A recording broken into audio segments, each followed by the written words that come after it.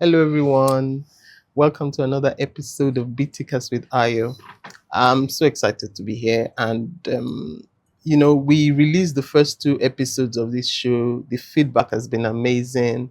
All the engagements, people that have said, "Oh, we watched it. It's nice. You're doing a great job." It's really, really been encouraging. So I'm really glad to be back here shooting another episode for you. I am very, very sure you're going to love this one. It's going to be exciting. It's going to be explosive because our guest today, first of all, this time around, I've come with a man. I said I don't want people to think, oh, this event industry, the women have taken over. It's only women. I was saying, no, I brought a man who is a caterer, one of the topmost caterers in Nigeria today. He is Mr. Victory Jombo of Celebriazoni Catering. Thank you so much. Why are you Thank you laughing? for having me. I mean, Ah, it's yeah. good to see. It's good to Mm, see, and I'm really excited to be here. Thank you so much for coming. I Thank you. appreciate it because I just sent you a message saying, "Oh, I'd like to have you on my show," and your first one was like, "Oh, I'd love to be there." I am. You don't know how that made me feel. Thank you. Thank you. so Welcome. much. I want Thank to you. ask you a question. Okay. Do you remember the very first time we ever met? Can I remember? Not sure I Not sure. can. You know why I'm Not sure. asking? I'm Okay. asking because it's the real story of like growth. Mm-hmm. I met you for the first time like 8 years ago. You probably won't Oh, remember, but wow. I will. It was also at a time I was also trying to grow or still in the very beginning. A very Okay. small job. I'll remind you if you remember at Sekumol. Oh, In that small okay. playroom. Yes, yes, And yes, it was a yes. small job for me as well. And for you, I think you came with maybe like 2 members of staff. 2 people. And I remember it now. was small. It was But something small. the moment you served the food, first of all, the menu was different, quite different from what we were used to back then. And I had to look at it and say, oh, okay, let me choose this. And when the food came, I'm like, no, this person is going to go, like without the doubt Oh, in my wow. mind, this person is going to go really, really far. Oh, wow. And so for every time I see your progress, your posts, I think I've written a few times for jobs, I'm like, there are some things you just see and just Mhm. know. So I knew them, and it Oh, was wow. like 8 years ago. And That's good. yeah, I remember now. you remember I now. remember You remember now. It was a remember small kids party, maybe 20 kids, 30 now. adults. or Yes, something. 30 adults for Victor. Yes, Yeah. now Yes, you I remember. remember. Yeah, so Yes, well I do. done. Thank you I so want to say much. that you've done so well. You now operate from 2 states in Nigeria. You're one of the topmost caterers in Nigeria Thank you today, so without much. a shadow of doubt. And Thank you so for much. most people, they think, oh, it's meant to be women cooking. But I don't think you're the only man. There's so many. No. I'm not the only. I but see quite a lot of people, but I'm you're one doing out it of. very Thank you well. so much. Well Deeply done. honored. Well Thank done. you. So I want to ask you, let's get straight to it. Tell Okay. us how I know your story. I've heard you speak about it like 2 or 3 times, but I want you to share. Can you tell us how you started and what really motivated you to get into this business? Okay, so for me, catering, first off, growing up, I think I had a couple of people that worked in catering companies, Okay. mostly because I came from Bonny Island. That's an island in Rivers State, and we have a very high concentration of multinationals in that space, right? So Right. you have Shell, you have NLNG, you have Mobile, Julius Berger, everybody's there, Yeah. and they were using a lot of these expatriate companies. Okay. As a little baby, I know that from primary school we go out during breaks, we go buy bread, but Okay. the bread is the back of the sandwiches that they cut off from Right. these catering companies in Shell, right at the Shell gate. So we buy them. The taste was really different. If it's cake scraps, it was really different Wasn't the from regular. what. So I was really, really interested, and I'm like, oh wow, that's I somehow in my subconscious. I was talking to somebody a few days ago, like that was where that thing started Came from. I just from. said, oh God, if I grow up, I would like to, do Wow. something like that, and It's that's quite where it interesting started. that you said that, because I have a question that I was going to ask you, that how come your recipes and the things you churn out is different from the regular? I think you've kind of answered where that Yes, came sort from. of. Yes, yes. So I wanted to say, growing up, did you ever think? But now you said growing up. Yes, means that, yes, I thought about it, and then at some point I stayed with my auntie for about 8 years. Okay. And this period she was the matron for an all-girls secondary school. right? Okay. So I was living with her, and it was her responsibility to provide food for the brothers Oh. in that school, and she Okay. transferred the responsibility to me. So from JSS2 to SS3, I was the one making food for brothers. So by the time I was going into Unilag, I already knew You how to already cook a had the lot of things. experience. And it was from cooking in the hostel one day. Somebody that has seen me do things over and over, just randomly in the hostel, reached out to me and said that God told him to tell me that I have a future in catering. And that was where this whole thing was in. Wow. And it's been that's how catering started for me. Yes, and I followed it. And I was telling somebody a few days ago that for every time that God has said something, he had never said that I would fail. So every time that I find myself in very tough positions, I just remind God that, you know what, this is what you have done. And it's been him all along. I'm not even joking. Interesting. That's very interesting. So you really started this from a child. Yes, more like childhood, yes. And they always say, you know, listen, they always say that, oh, we need a job. They say we should have 10 years experience. Your experience can come from anywhere. From all of those pick things. Up the knowledge, you know, and all of that. So welcome. I wanted to say, so most of these things are probably, you know, when we all start, it's like, okay, let me help you do this. I know how to do this kind of. Do you remember the very first well-paid gig that you thought, this is very first well-paid gig? That planner is not in circulation. You see, when we did that Victor stuff, myself and Victor, we served together in Zamfara, and he just knew that, you know, I had passion for this thing. I had never done catering. I had not started. In fact, at that time, I was still working. I had not started. I was working in a restaurant in VI. You came with... Yes, I came with shuffling dishes. I came. I rented from somebody, and you know, we cooked, you know, and it was different because I came with the restaurant mentality, the restaurant quality. I wasn't coming with the caterer's quality. It was going so plating, the food itself, the quality, the taste and everything was restaurant background. So I did that from the restaurant. Like, because I was free that day and we could do it. I said how much we did it. And that's how we will never forget that food. I can't remember who I was with, but it was somebody and we're like, oh wow, that person is really good. So well done. So now you've explained a lot, because I wanted to say how small, you know, we all say some people start from really small, and there are some people that are lucky, maybe they have people that give them money to start. But in your case, how small was your small? So I didn't even have a starting. That's the very honest truth. There was nothing for me to work with.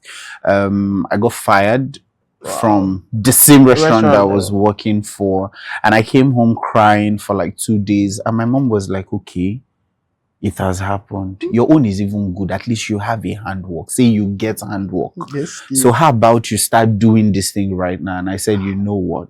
Let's just start. And by virtue of working in that place, I already had a bit of a network to food booking platforms like Jumia Foods at the time, which was Hello Foods. Right. So they were there. They would always just reach out. You guys, oh, I'm no more here. I'll just redirect them. And at one point said, Shibi, you said you can do catering. How about you start supplying us lunch? Wow. So Jumia Food will go to Instablog and the likes. They'll promote lunch hour something. So they were selling it for like 800. They'll come back to me. So I sell to them for 650.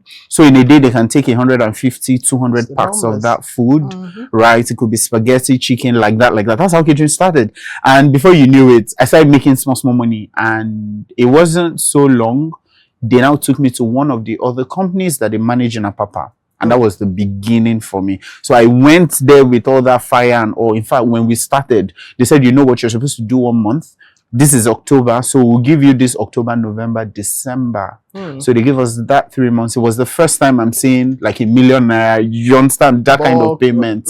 Yeah. So that's how it started. So every money I got from them, I now start putting it back, but I was with them up till like last year, and I'm like, you know what, your budget cannot work with us anymore. Now we have. Do you understand? So we just have to. But that was the beginning. It took someone firing me from work. In fact, we turned 7 last month. 7 years ago, not 8 was when. Yes. So that's when we literally started, and it's just been that all along. So I didn't really have, in fact, I went to my uncle once and I needed to do all the sports, Kokori and Co. Yeah. Right. So I messaged him and I begged for a 300K loan. And my uncle told me that, you know what, to be very honest, I think you should go and look for something to do with your life. Don't worry, I think we all heard that at some point. Do you understand? He said that, and that was shocking for me. But the honest truth is, today he's like, I know. he's I think it's the fear of, like, I had that in my family as well. People be like, with everything. I remember someone telling me, which means with everything you study. What do you mean this is? I'm like, this is what I want to do. So I don't think I think it's the mentality, or maybe the older generation. It used to be work. Either you're a doctor, lawyer, yes. We don't understand what you're doing, So it's okay. We thank God that it's a different story now. There's something you said in your last statement where you said you were putting it back. So for every income, or maybe every profit, so up till now in Celebriazoni, I still have that heavy plowback mentality, and it's what has really helped us. So no matter what we make right now, the only way you know that maybe I have 10 naira is in the value of the plate you see me use, my setup, maybe the buildings, the equipment I work with, the quality of the staff I work with. You understand? So I heavily believe in plowing back. I just feel like there's a time, right, that would have built this business to a point where the business is able to afford me the luxury that I think I deserve. I think that's very important for new business owners. I got that mentality growing up from my mom. My mom, she used to be a caterer as a side gig. Okay. So she used to say, for every job, I need to buy something. I was a child, but I used to hear that. Like, she would say, they paid me this, I need to buy plates. Buy this. Yes, that's how we were doing and that's how I also started with my own business. I say, when I started, I had like 2 or 3 cartons in my living room. Now I'm looking for a bigger warehouse. I'm telling you. And it's for every job I get, we are buying, we're investing. That's how to grow. Because a lot of us right now were interested in a whole lot of things that would not build the quality of your business in the long run. So for every time I got those monthly payments, is either everybody in Ibutero knows me, right? I could buy cutleries that I don't even have planners that I will use them to set for. I'll just put them somewhere. Plates I was buying. So by the time a planner came and gave me 150 guests, I was able to pull off. Yes. And right now there is nothing that we hire or rent or any of those things. that feels so. No matter the volume we do, no matter the volume, whether you ask me to set up for 5,000 right now, I will set up and I would not have emptied my store. Can I clap? No, but that's the truth. No, that's the truth. It makes so much sense. Because I think along that line, I always say, look, I want to do it. I do jobs in one weekend that I don't want to rent it. I want everything to come from it. Come from me. If I'm going to build, let's say, okay, the capital is building something. But I have things, and that's how to actually generate more income.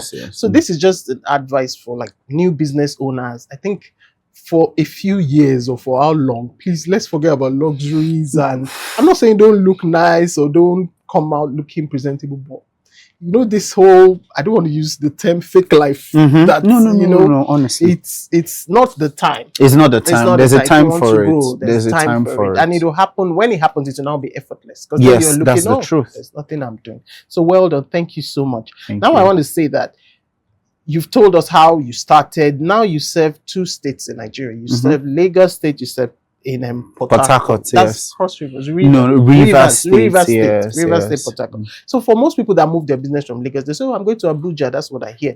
I want to ask you, why PH? PH for us, we've always wanted to be big players in the oil and gas space. You said that. And the Rivers State has the highest concentration of these multinationals, right? So it just made sense that we build something that is big, that can stand the test of time and would meet their standards, right? Something that will meet their standards and is able to cater to states like Delta, Bayelsa, Eket, and Oron. So basically like south. So those places that had, so if we have something to do in Oron now, or we need to go to a particular rig, do you understand? There's a solid physical location that even before they give you those opportunities, they come do inspections, check your certifications and all of those things. So it was very, very deliberate. So Port Harcourt first, but Abuja is in the works. Abuja is in the works. Yes, yes, nice. Abuja Is is this in the the first place works. you're saying that? Yes, so that's the first place I'm saying it. Yes, show, and I yes, know so- that you will do so great. So we're having a conversation earlier, and you were telling me how working with these multinationals, you go through a lot of like rigorous processes, a lot of scrutiny, a lot they have of standards. certification checks, a lot of quality control checks. So things that the average catering company would not even consider as important. There are boxes that you must tick for you to be considered in the first place. So there's a bidding process. When opportunities come out, you do tenders, you do all of those things. You have different awarding bodies that is ensuring that they certify you first, even before you get to the final thing. And at the end of the day, you may get to the final bus stop and not get it. There is somebody else, that has maybe higher standards and again a bigger capacity, especially with funding. Because for instance, if you're going to do say a particular rig and it has about 700 people, so you do breakfast, you do lunch, you do dinner, and then you do tea break. So you're going to feed 700 people for a full month, submit an invoice till 45 days later, right? And sometimes you have these contracts running for 3 years. So it's a market that if you enter, you've entered. And it's not a market that is easy to just penetrate. But then, I mean, we're happy that all of those things are in process. So yes, that's why. Now it's just a breeze. Or yes, in the beginning, it's a whole lot of that. In fact, we've not really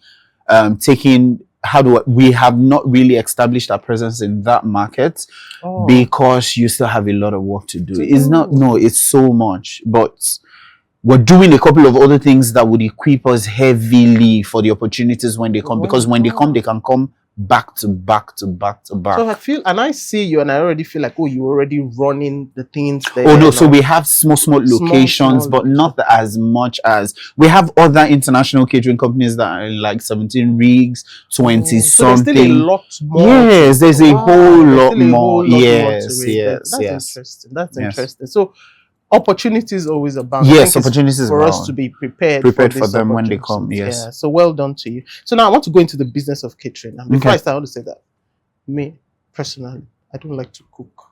Catering is one part that even at my events, my staff know I don't go near anything fire. Yes, food. I think it started from when my mom was a caterer. And the memories I have. The memories and the experiences. Oh my God. Yes. I didn't like it at all. My sister, on the other hand, is the opposite of me. So she likes to cook. She lives abroad, but she has a side also. So, anything that has to do with food, I just look at caterers and I'm like, these guys are so powerful. I look at all the vendors and say, who has the most difficult? I know we all work hard, but I look at caterers and say, because I think these guys are the most, they have the most intense. So I want to ask you, how intense / how demanding, because I know, but I don't think I know is this job? Catering. So if you do catering for the money, you may not last because of the pressure that comes with it, right? And if you do it and your heart is in it, it's a new level of pressure. So you want to be able to deliver across board. You want to be able to, service your clients in a way that they don't forget in a hurry, right? So that's a different level on its own. But catering is extremely demanding, from sourcing items to procurement to handling staff, especially artisans, whether chefs.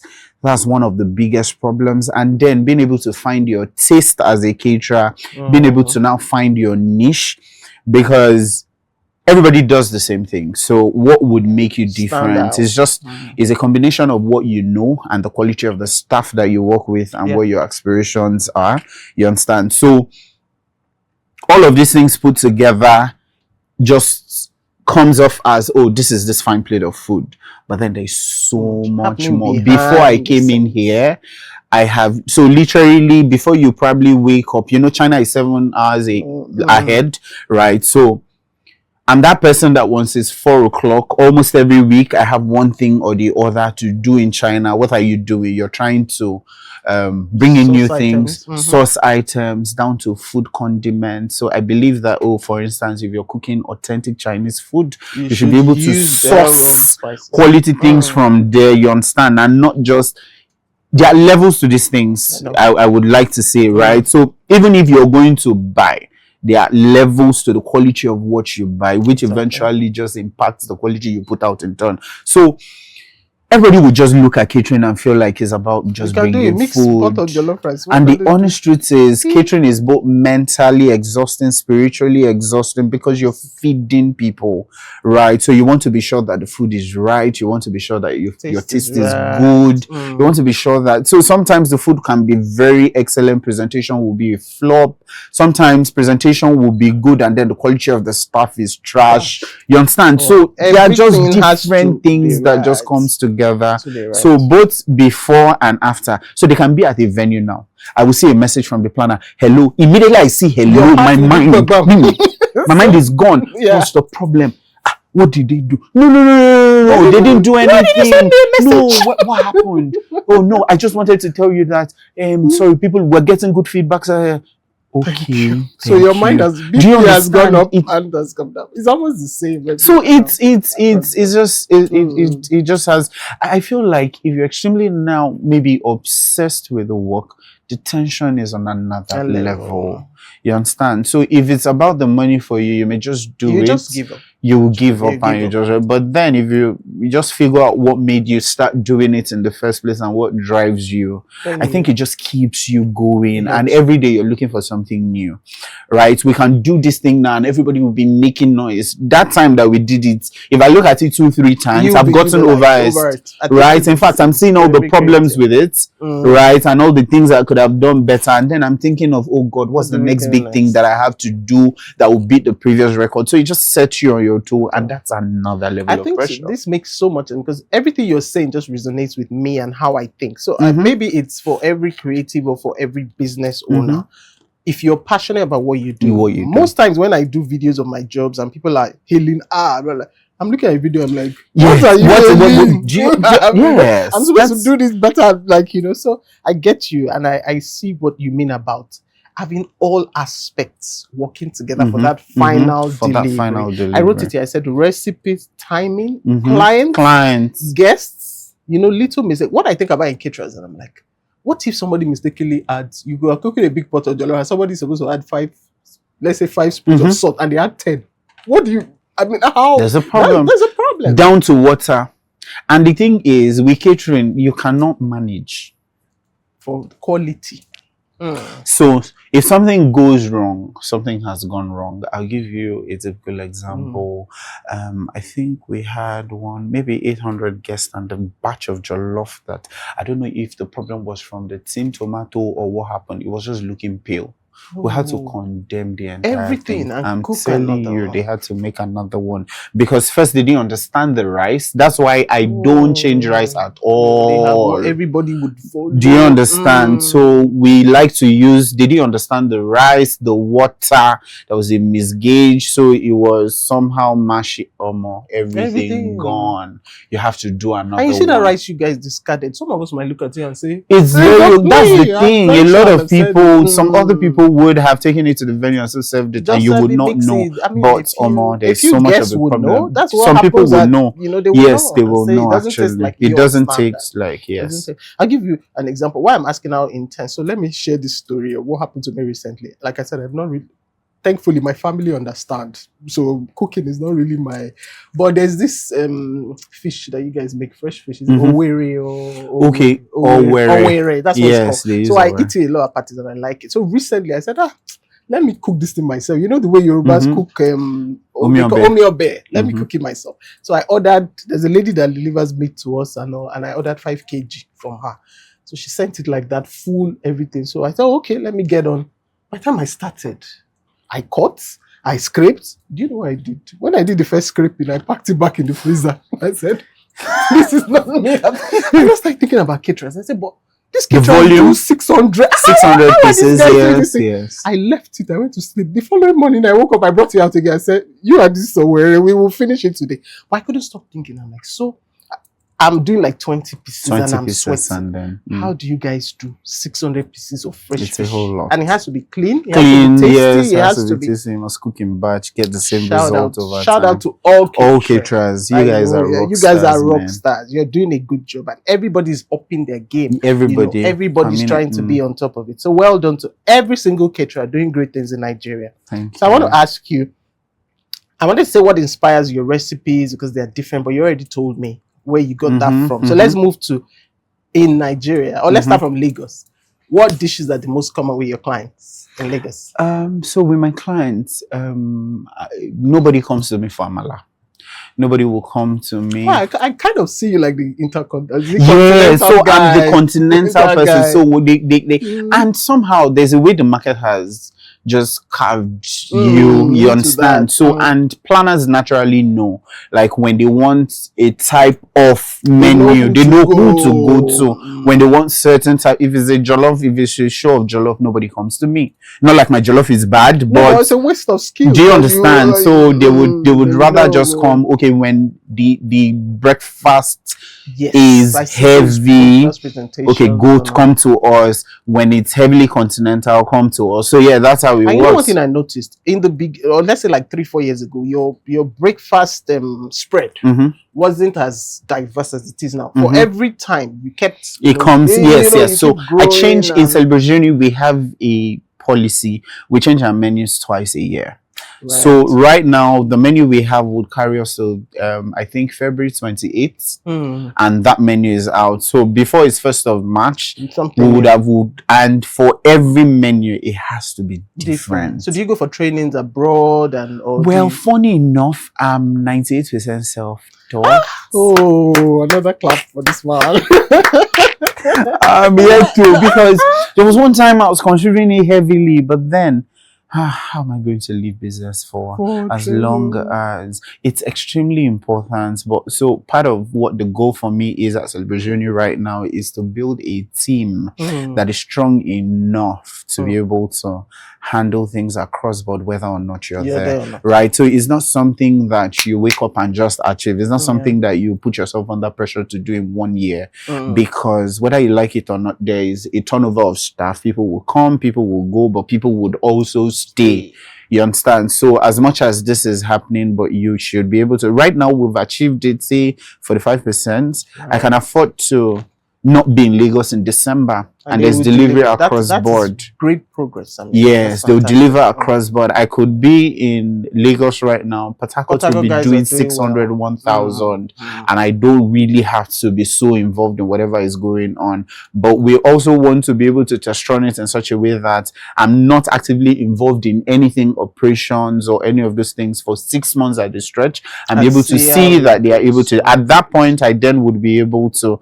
But I've just been so blessed that if I go somewhere, I eat something, I will tell you everything that is there. I'll tell you what the problem is. I'll tell you what was used. If I don't need to, so they can attend an event, and you know how they are doing videos so that we can upload on stories. They send it as documents to me. I would immediately call the kitchen chef. There's a problem with this rice. What happened from looking at the video? Wow. You know, it's just that he said, "You will say, boss, sorry, there's something I said, nobody did say." They will not tell you. Do you understand? Just from looking at it, if I taste it, and I don't know how we've been able to do it. No matter what the problem is with that food, if I taste it, I'll be able to tell you 1 or 2 things you will do to be able to get it right. I think it's a gift. You already acknowledge the fact that God gave you talent. You built on it. You're passionate about it. You're dedicated, and over time. So you've been doing this for 7 years. Yes, 7 years fully, not looking at anything, anybody. And to think at the beginning you were worried about losing your job. Extremely, until they chased me away, and I was forced to know that. And funny enough, my employers are back with a deal right now. They want to partner with me for the biggest fast food chain in Nigeria. Wow. But then I said no. You chased me away. I felt like you didn't believe. Yes, I mean, you should do what's good for you now. So you Yes, I don't need to understand. consider. So no. Yeah, So you're doing so well. but It's not. then, So and I I'm have. happy that whenever they have major things to do, they'll be They like, go to go this to the person. guy. You've Yes. tried. I love the fact that clients know who they want. They know where they can get value. As Value, much as we all yes. say, oh, people are saying it's too expensive or cheap. There are clients that are like, no, No, they that's know what where they I'm want. going, and That's I what I know who want. I am. Yes. Mm. So well done. So I have a funny question. In Nigeria, you know, abroad, everywhere you go eat, they're like, do you have any allergies? Do you have any? Do you want vegan? Do you want? Do you get that in Nigeria? Oh yes, we do. So Oh. on our menu, whether breakfast, whether main events, whether canapes, we have vegan options, and then we make it very, very conspicuous. Please, if you have allergies, please gluten. do let us know. If you do not take this, you do not take this. You need to inform us so we know how to make your food, right? Because you need to be able to build this business to a point where your service is able to cut across board. Everyone. And I would expect that, sorry to interrupt, because you serve multinationals, so they have expatriates. Yes, they have a lot of expatriates. Yeah, so yes, we've been able to accommodate all of this, whether dietary requirements, vegans, whether you're lactose intolerant, all of these things. Whenever you're doing, and for instance, now we're catering to Google next week, and they've said that, you know what, there are some people on this team that doesn't take this thing, so we'll now tailor make something. Whether it's an Indian firm, we can do something entirely for you guys. So yes, fantastic. Well we're done, able to do done. that. And your team, you've mentioned them. You know, people will go, people will come, but you have a solid group of people that work with you to deliver. Yes, so do you want to shout out to them or something? Oh wow! So the guys at Celebriazoni, they feel like I'm the toughest person to work with. No, nobody can think you're tougher than me. They feel like I'm extremely tough. There's hardly anything I don't complain about, but that's what keeps them on their toe. They know that. In fact, it's as bad as once there is a problem, even if I'm not there, they know that I will complain. So somebody may be cooking something and they'll be like, you know, that boss is around. will not take this. Do you understand? You know, so you have to redo it. And you get, so in as much as it comes off as being highly demanding, but that's the culture. That's the culture. That's what you want to. That's what you want. That's the kind of story we want to build. We want to be able to deliver consistently on a certain level. And one thing that I think they are used to, or the fact that I've been able to give them a tempo they can maintain. So if, for instance, I am not around, I'm not going to tell you to come and do one cascade something that you have not seen me do before. Or you don't do you understand? Yes. So I'll rather do it and show you, or do examples and tell you that this is how I want this particular brief interpreted, and that's how you're going to do it. Especially anything that has to do with aesthetics, or that is very artistic, whether it's canapes, whether it's breakfast layouts, because it must look some certain way. Nice. You understand? Yes. So I mean, it's tough, but well done to the guys. Well done to everyone. Well done to everyone. Yes, great job. So let's go to I wanted to say, what's the most chaotic situation you guys have ever faced? The most chaotic, we were catering for the end of year party for Mex Shipping. And the party was for 3 o'clock. Okay. Food was ready for 12:31. Same day we took off food for office lunch. Yeah. So, but food was ready for like 1, and we head out to Apapa. We were stuck in traffic for 6 solid hours. We got to that place. I just prostrated on the ground. Party was done.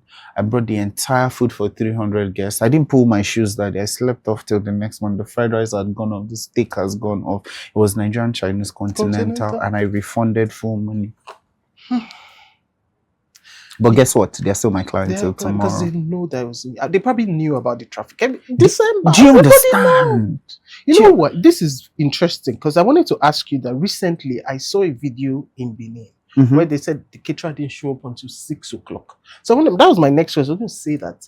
Why do you think a caterer will not show up with any portion of food till 6 o'clock? So I really do not know what would have happened. But I also know that last week, there were major events in Warri. Right. And a few people went from Lagos, whether vendors and all. For some of them, They left like a Thursday, event is Saturday. Yeah. They got into work Saturday morning. The Ore Road Was blocked. is terrible. In fact, I had events. So for custom menu cards and code that we use in Port Harcourt, we print them in Lagos. Those things and spirits for the event that we're supposed to use to hit, they were in transit. It arrived on Sunday evening. So sometimes you really cannot, and for certain situations, there is nothing. There's nothing you can do. There's nothing. There's Logistics. nothing you can do. We've had an incident that the caterer just called around 1 and said, "I just want to let you know that when we start cooking this morning, I don't know where she cooks. Some area boys or something came and scattered everything she was doing. So she's starting all over." I said, "Look, madam, don't worry, relax, take your time. The worst thing is not to be able to put yourself together and do it." Luckily, the client was like, "Oh wow, I hope she's okay," you know. And we started with small chops. Then she started sending the food in batches. So they did a father bike, bam. Nobody knew what was happening. So in this kind of situation where you've packed all the food in the car and you guys are going and you can't move, you know those Lagos traffic. And even bikes were not even helping. How many are you going to put on bikes? How many people do you have in the bus? It wasn't good. I cried my eyes. I bet. I cried. And you know, sometimes the biggest fear would not have been the refund. The biggest fear would be the clients that you have lost. This client you understand? Especially if they say, after all the hype, you people, is this all what you... There is nothing that stabs or that is as painful as those kind of... You made all the effort. Yes. So a lot of these things are affecting us. Bad roads, sometimes lights. Yes, heavily. We'll keep doing our best. So, this is my last behind the scene question. Okay. What's the weirdest request you've ever received that made you laugh so much? Okay, somebody came, I think, I won't mention the name of the bank, but one of the outlets, they came, they said they wanted croissant, they wanted parfait, they wanted like 3 items breakfast. Not just like, you know how you do your spread now, but they want one person to get 3 different options with tea, and their budget, in fact, the branch is on Ikorodu Road, and their budget was $1,000. $1,000? 1,000 naira. So I'm not even joking. Like, I'm sorry. There's no way. No, I couldn't even. I was so perplexed. I lost the words. I just blocked her. She took offense. Went to the person that referred me from Google. Do you understand? And the person said, "No, that's not how to treat your clients. I'm sorry. There's some that are extreme. There's nothing that you could have said. No, don't do that. What do you think? You don't do that. I like that. No, you don't do that. You're trying to be like funny. It made me feel like maybe I'm the worst. Or do you understand? I serve crap. Like I think some people are just. We always. And she was very sincere with. She was being real. So it was now a positioning problem. Like I was not asking myself, is it that they feel like I don't know what I'm doing or something? It's just really bad. There's something they got tested. Let's see. No. Let's go to the fun part. So what's your favorite dish to cook? There are different things though. But pasta is a stronghold. I do like pasta. And I'm a volume guy. Give me, I don't know, it's weird. I don't know how to cook jollof rice that you would eat, you alone. Oh, so it has to be... Yes, it's a problem, yes. So, but just give me 6 bags of jollof rice. I'll give you the same taste across, but they will get ready at the same time. And none of them will have an issue. Just give me the bonus. When I need this person, give me. I'm standing there. I will say that I'm standing there. No. I'm standing there and I'm good. It's a gift. Well done. I'm good. What's your favorite thing to eat? Amala. So how do you get the amala now? So a lot of times, only when I go for events or I buy. So you won't touch so that's the only thing I beg. I can come and beg the planner, please, can I get a plate of amala? Or if I know the amala vendor, can I get a plate of amala? Or they buy by the office for me. That's it. But that's mostly what I eat. Is that because you don't make that? No, that's not because I don't make it. But a lot of times I get tired of whatever it is that we're doing. So every other person outside will be raving and wanting it. But me, the best I can. In fact, I don't really taste. If you ask me now, in the last 2 years, I've not sat down to eat a plate of Chinese. Wow. Yes. So the best I can do is dip a fork into the sauce, dab it on a plate, and then taste and make sure it's right. That's all. And that's all. That's all. You're That's all. around it. You're That's just it. around it. So what's your best kitchen tool? Ew, what's my best Just kitchen tool? My pot. Okay, close. Good. So now that you're in Lagos or PH, I'm going to put you in a very tight spot. Lagos or PH? Lagos or PH? I can only choose one. Yes, sir. Lagos for the vibes. Lagos with the vibes. No, Lagos for the vibes. Lagos will keep you on your toes. Yeah. Right? PH would accept what you give to them. But Lagos people. Lagos, because you know that when you put out your work, you would take your time to scrutinize it and criticize it yourself before anybody even looks at it. And because you know that, if the next catering company is putting out something, they will be coming with fire. They'll come correct. So do you understand? So you want to come with fire, right? But that's not how to say that, you're not going to do well on these other parts. That level that you're taking there is what makes you a king. That's it. The more you can see, the higher you see, the better you go. The better. Yeah. So on this show, we always have a controversial question. Okay. But this is not really a controversial question, but it's stuff I've experienced. So I want you to settle it today. Okay. You see this issue of table setting. As a planner, as a decorator, and then you as a caterer, who is really supposed to do table settings for an event? So first off, let me just ask you a question. Yeah. What does table settings do for you as a decorator? Aesthetics? As a decorator or as a planner? Or as a planner? As a planner, for the aesthetics, for the beauty, for the ambience, So it's two ways. Yeah. It's two ways. As a caterer, I believe I should be able to serve you in settings of finest dining pleasure. Right. That's my belief. But then looking at it from a planner's point of view, you need the aesthetics more than the caterer. Because you can serve your food, it's nice. I can serve my food and then not, for instance, in Port Harcourt, caterers don't set tables at all. Really? But then, yes, market penetration was way easier for us because we're setting tables. So the biggest of the biggest events, they'll bring it to you. In fact, decorators will be insisting on clients to use us because we'll do table settings, right? And then, of course, you know that it's always in sync. But then I would say just do what works for you as a caterer. If you can afford it, do your table settings. But I just believe that it adds to the value that I bring to the table. But in this case, it favors the planner and the decorator. Yes, more. That's Yes, it does. It does. For instance, there was a time that all the big names in Lagos, we came together and we're like, you know what, we're not doing glasswares anymore. Because they keep breaking. And then why are we doing glassware? We're not drink vendors. Right. So yes, your drink vendor should provide the glassware. You understand? It was controversial, but then we figured that, you know what, all of these things is what makes individual catering companies who they are. They are still the same set of guys that will go to China and buy the most exotic. Yeah. Do you understand? And you know what? Take your videos, take your pictures, remove them, put your regulars there. You understand? So they may not come out 100% sincere, and then you may be losing out, and then back end they are taking all the big jobs. So that's why it didn't really stand. So what's important to you, I think, settles the whole thing. Yes, what is important to you, especially to and how you want to be seen as well. That's very, thank you so much. So can you give us like a final advice to upcoming caterers? I think you've said a lot. If anyone listens to everything you've said and they sit down, I think they will pick up a lot. But I just want you to give like a final word to encourage caterers, looking up to you, upcoming caterers. So for upcoming caterers, I still see myself as one, but I would say that, what do you say?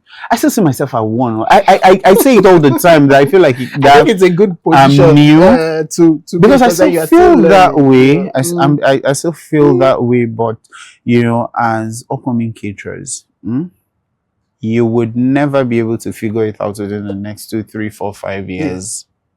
You would not entirely figure it out. There's never a time that you would have all the money to buy all the things that you need. But start from where you are. Start from where you are. Start from where you are. The day you have 300k, what can 300k do for you? Do it. Don't put yourself under pressure, but don't also stay relaxed. Always be on your toes. Be on your toes. For every opportunity, shout out to SRC, God bless her, because she gave me the platform. SRC full events. SRC events. Oh, yes. So she gave me the platform because nobody was going to see how I look right now. So imagine me 7 years ago. Nobody would have taken a chance on me. right? No, especially the big events that you're looking for. No, nobody was willing to take a chance. But she started with 150. Oh yeah, set tables. In fact, I went for one event. The first time I worked at the Monarch, she didn't allow us set tables. She wasn't sure of what we would come with. Whereas I put my life on the line and brought the finest things. She asked the bigger caterers to set up the table. I went to one corner. I cried. Wow. I cried. I walked back into the hall. She saw that I was down. And then she said, you know what? Oh yeah, you will pack your things. She gave me like 6-7 tables, set it. And I set it. And before you knew it, that's how we just continued. But she gave the platform. And by the time she will post, oh, this person can do this. Okay, let's consider. And that's it. But if you didn't try, if you didn't try, you didn't push. So if those opportunities came and then you mess it up, you didn't have the resources. Do you understand? So prepare for when the opportunities will come. I don't have all the multinationals, but I have all the certifications I possibly would need. That sometimes when they come, they will meet it. But sometimes it's as bad as some would expire in 6 months and nobody will knock your doors in 6 months. So you would have to go and do another one. But the day they will come, they won't ring a bell and tell you that they are coming. But if they meet you prepared, and then they know that you're ready for business. So fantastic. That's it. I think we should end it on that note, that opportunities would always come. Yes. How prepared are you for these opportunities? Thank you so much, Mr. Victor. This is so amazing. I have learned so much. That's why I'm here. Thank you. So thank you guys for watching this episode. I hope you learned 1 or 2 things. Please subscribe to our YouTube channel. That channel is still something. Yes, I will subscribe just now. Subscribe to our YouTube channel. Follow on Instagram, on TikTok, everywhere. We're pushing. Thank you so much. See you in the next episode. Thank you guys for watching. Thank you.